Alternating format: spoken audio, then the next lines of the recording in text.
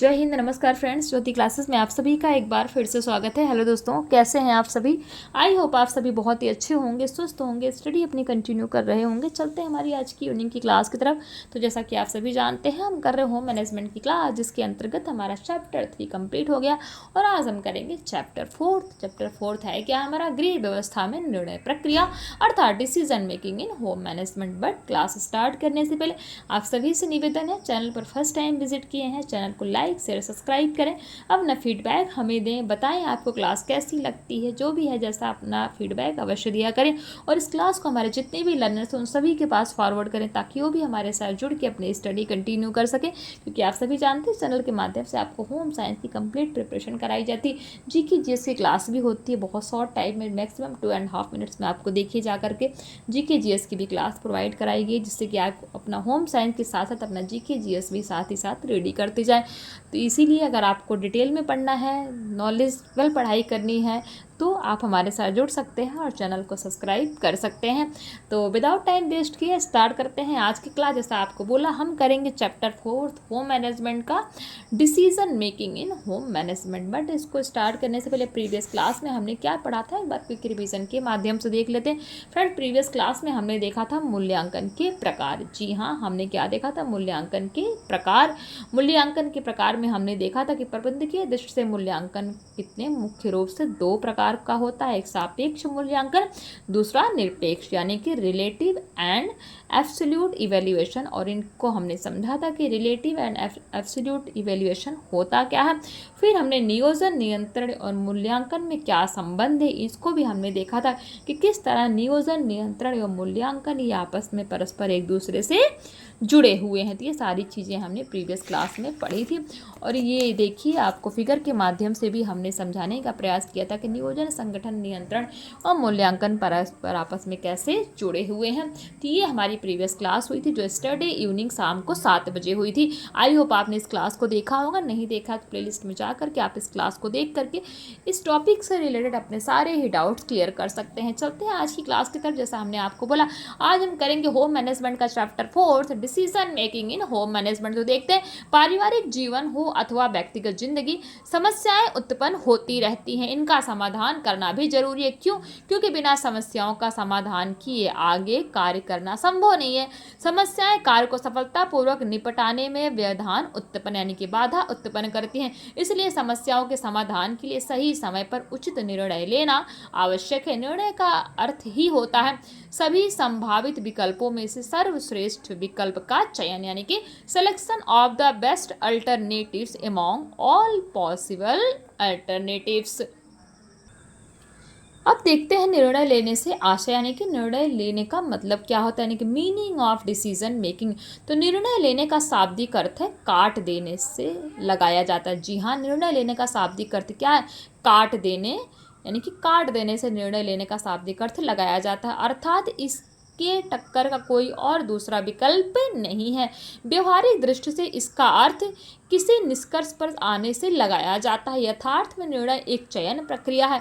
जब व्यक्ति के पास किसी कार्य को करने के लिए केवल एक ही तरीका, विकल्प, मार्ग, आप जो भी बोल सकते हैं, उपलब्ध रहता है, तब निर्णय लेने की आवश्यकता उत्पन्न नहीं होती।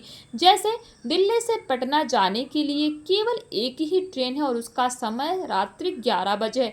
ऐसी परिस्थिति में दिल्ली से पटना तक की यात्रा करने वाले व्यक्ति के सामने निर्णय लेने की आवश्यकता महसूस नहीं होती है। क्यों? क्योंकि विकल्प एक से ज़्यादा है ही नहीं भाई। दिल्ली से पटना जाने के लिए एक ही ट्रेन है तो ऐसा तो है नहीं कि कोई और उसके पास अल्टरनेटिव है, तो क्या निर्णय लेगा भाई? उसी से जाना है, तो निर्णय लेने का तो सवाल ही नहीं उठता है। तो इसीलिए बोल रहे हैं, क्योंकि विकल्प एक से ज़्यादा है ही नहीं, बाध्य होकर उसे ट्रेन की ही यात्रा करनी पड़ेगी। परंतु जब व्यक्ति के पास कार्य करने के अनेक तरीके या विकल्प उपलब्ध होंगे तथा इनमें से श्रेष्ठ विकल्प का चयन करना होता है, तब निर्णय की स्थिति उत्पन्न होती ही इनमें से कौन सा तरीका, विकल्प सर्वोत्तम है, इसका चयन किया जाना चाहिए। निर्णय लेना अर्थात डिसीजन मेकिंग कहलाता है। प्रसिद्ध विद्वान ड्रकर ने कहा है, किसने कहा है? ड्रकर ने कहा है निर्णय के बारे में। ड्रकर ने कहा है कि निर्णय विभिन्न विकल्पों के मध्य का चयन है, यानी कि आपके पास कई सारे विकल्प हैं और उन विकल्पों में से कोई आप एक विकल्प चुनते हैं, वही क्या है, आपका निर्णय है। आई होप ये आपको समझ में आया होगा। कई ड्रकर कहते हैं कि निर्णय क्या है, निर्णय विभिन्न विकल्पों के मध्य का एक चयन। पारिवारिक जीवन में कुछ समस्याएं अत्यंत साधारण होती हैं जिसका समाधान सरल होता है, उसके लिए अधिक माथापच्ची करने की जरूरत नहीं होती।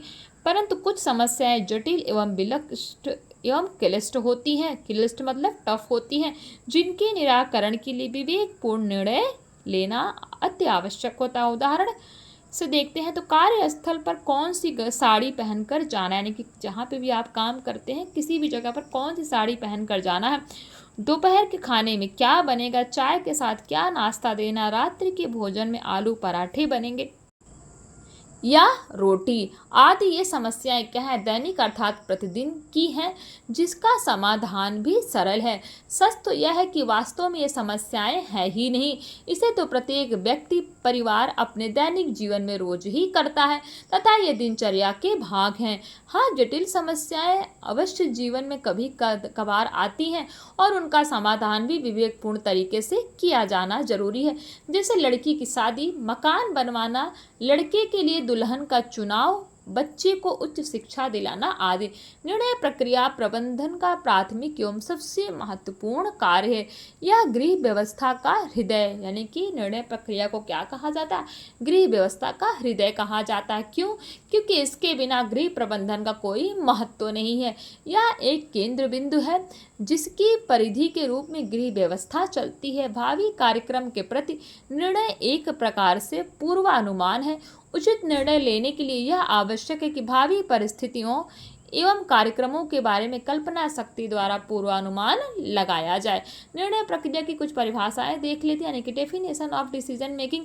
तो विभिन्न विद्वानों ने निर्णय लेने की प्रक्रिया को विभिन्न तरीकों से परिभाषित किया, देख लेते। पहले है जॉर्ज आर टेरी के अनुसार। जॉर्ज आर टेरी निर्णय प्रक्रिया के बारे में क्या कहते हैं, ये कहते हैं कि निर्णय लेना किसी कसौटी पर आधारित दो से अधिक संभावित विकल्पों में से किसी एक का चयन है, अर्थात decision making is the selection based on some critical from two और मोर पॉसिबल अल्टरनेटिव्स हु सिंग जॉर्ज और टेरी। दूसरे जो वैज्ञानिक जी एल एस सेकल क्या कहते हैं निर्णय प्रक्रिया के बारे में, कहते हैं निर्णय लेना रचनात्मक मानसिक क्रिया का वह केंद्र बिंदु होता है जहां ज्ञान, विचार, भावना तथा कल्पना कार्य पूर्ति के लिए संयुक्त हो जाते हैं, अर्थात decision making is the focal creative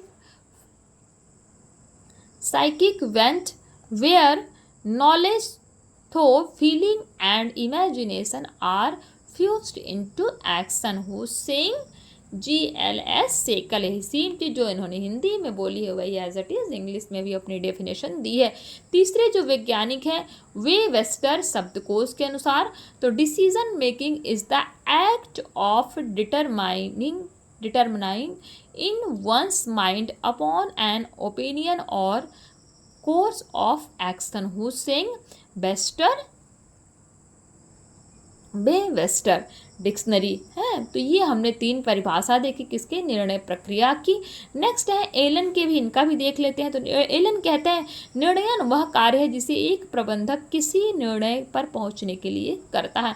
number 5 जो वैज्ञानिक है निकेल एवं डार्सी, तो इनके अनुसार निर्णय प्रक्रिया की धारणा में समस्याओं को परिभाषित करना, खोज करना, तुलना करना और क्रिया की विधि का चयन करना सम्मिलित है। इस प्रकार निर्णय प्रक्रिया किसी समस्या के हल के लिए अनेक संभावित विकल्पों में से क्या है, किसी एक का चयन है। वही जो इन्होंने हिंदी में कहा है वही सेम ये इंग्लिश में कहते हैं। कौन?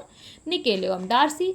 नेक्स्ट वैज्ञानिक है कूड्स एवं डोनेल। तो इनके शब्दों में किसी क्रिया को करने हेतु विभिन्न विकल्पों में से किसी एक का वास्तविक रूप में चयन किया जाना ही क्या है, निर्णय लेना है।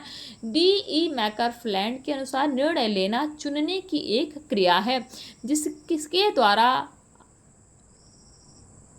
अधिकाधिक एक दी हुई परिस्थिति में क्या किया जाना चाहिए, इस संबंध में निष्कर्ष पर पहुंचता है। निर्णय किसी व्यवहार का प्रतिनिधित्व करता है जिसका चयन अनेक संभव विकल्पों में से किया जाता है। नंबर 8 जो वैज्ञानिक है ग्रास एवं कैंडल, तो इनके मतानुसार प्रबंधन प्रक्रिया के विभिन्न चरण वस्तुतः निर्णयों की श्रृंखला मात्र है जिसमें प्रत्येक निर्णय अंतिम निर्णय पर आधारित होता है। तो ये जो चीज़ इन्होंने हिंदी में कही है वही इंग्लिश में। नंबर 9 हर्बर्ट साइमन के शब्दों में देख लेते हैं तो निर्णय प्रक्रिया में 3 अवस्थाएं सम्मिलित होती हैं। कौन सी? निर्णय लेने के अवसरों का पता लगाना, कार्य करने के संभावित क्रमों का पता लगाना तथा कार्य करने के क्रमों का चयन करना। नंबर 10 ब्रिटेन के अनुसार निर्णय प्रक्रिया वह गृह व्यवस्था की सबसे छोटी इकाई, ध्यान दीजिएगा, निर्णय प्रक्रिया गृह व्यवस्था की सबसे छोटी इकाई है किंतु यह भौतिक विज्ञान के अणु के समान है। तो उपरोक्त परिभाषाओं के आधार पर यह रूप से कहा जा सकता है कि किसी कार्य को करने या समस्या के समाधान के लिए सभी संभावित विकल्पों में से सर्वोत्तम विकल्प का चयन करना ही क्या है? निर्णय लेना है। इसमें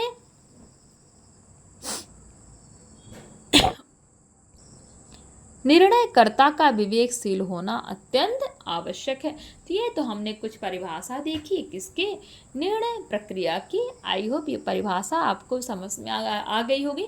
नेक्स्ट टॉपिक है हमारा निर्णय प्रक्रिया की विशेषताएं क्या होती हैं, अर्थात कैरेक्टरिस्टिक्स ऑफ डिसीजन मेकिंग। इसको हम कवर करेंगे फ्रेंड्स नेक्स्ट क्लास में, निर्णय प्रक्रिया की विशेषताएं। आज की क्लास में हमने क्या क्या पढ़ा एक बार क्विक रिवीजन के माध्यम से देख लेते हैं।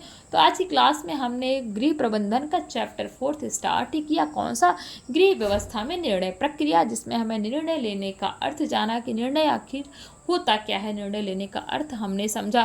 फिर साथ ही साथ हमने देखा, क्या देखा? हमने देखा निर्णय प्रक्रिया की कुछ परिभाषाएं देखी कि जॉर्ज ए टेरी ने निर्णय के बारे में क्या कहा है, GLS सेकल का क्या मत है निर्णय की लेने के लिए। हम डार्सी की परिभाषा देखी, ग्रास एवं कैंडल के मतानुसार निर्णय प्रक्रिया क्या। तो ऐसे हमारे बहुत सारे वैज्ञानिक हैं जिनके माध्यम से हमें निर्णय प्रक्रिया को बहुत ही अच्छी तरीके से समझा। तो ये सारे ही टॉपिक हमने आज की क्लास में कवर किया। आई होप आपका एक बार क्विक रिवीजन हो गया होगा कि आज की क्लास में हमने पढ़ा क्या। तो आज की क्लास को यहीं तक करते हैं। आई होप ये क्लास आपको समझ में आई होगी, आपके सारे डाउट्स क्लियर हुए होंगे। फिर भी कहीं पर भी किसी वर्ड किसी सेंटेंस में कोई डाउट रह जाता है तो आप अपनी क्यूरी बता सकते हैं, आपकी हर एक प्रॉब्लम सॉल्व की जाएगी। बट अपना फीडबैक अवश्य दिया करें कि आपको क्लास कैसी लगती है, चीज़ें समझ में आ रही हैं अन्यथा नहीं। तो आज की क्लास को यहीं तक करते हैं फ्रेंड्स, मिलते हैं हमारी नेक्स्ट क्लास में। तब तक के लिए जय हिंद, नमस्कार। हंसते रहिए, मुस्कुराते रहिए, एक दूसरे की हेल्प करते रहिए। धन्यवाद।